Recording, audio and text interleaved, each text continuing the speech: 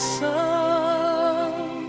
Sa bawat pahina ng ating buhay, Pilipino ang gabay sa bawat tagumpay. Mula bundok hanggang sa karagatan, isang tinig ang ating sandigan. Mga pangarap ay sabay binubuo sa wika nating pusong totoo. Habang ang mundo'y mabilis magbago, hindi nawawala ang ating pagkatao. Teknolohiya'y ating kaagapay,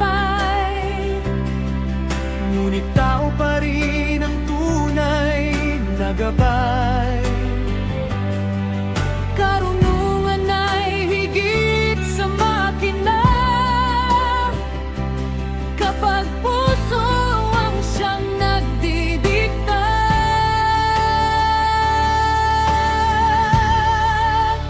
Wikang Filipino, ilaw ng bayan, tulay sa kaalaman at kinabukasan. Samang araw Sa pananaliksik, nagbibigay liwanag sa bawat pagsisikap.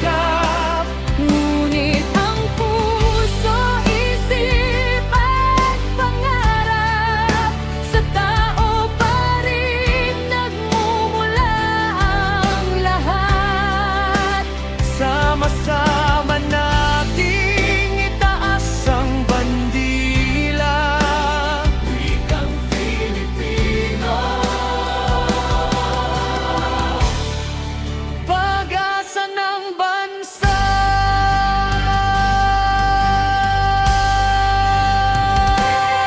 Sa bawat tanong, may sagot na hahanapin. Sa AI ay may landas na tatahakin. Ngunit bawat datos at impormasyon sinusuri ng isip na may layunin. Hindi lamang bilis ang mahalaga, katotohanan ng ating sandata. Kapag Filipino ang wikang gamit, mas maraming pusong maaabot. Hindi kalaban ang bagong teknolohiya, kapag tama ang gamit, may saysay ang adhika.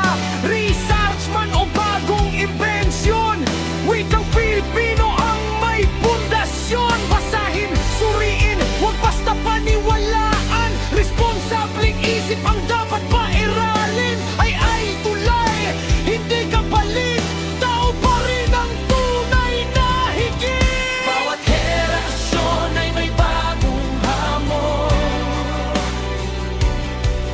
ngunit